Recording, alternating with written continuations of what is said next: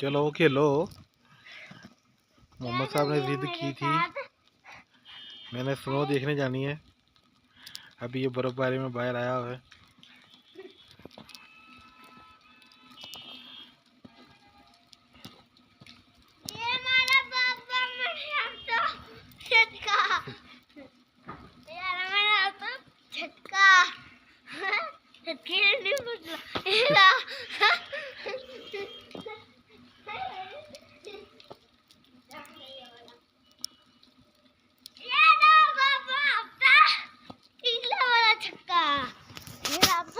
सबसे छोटा छक्का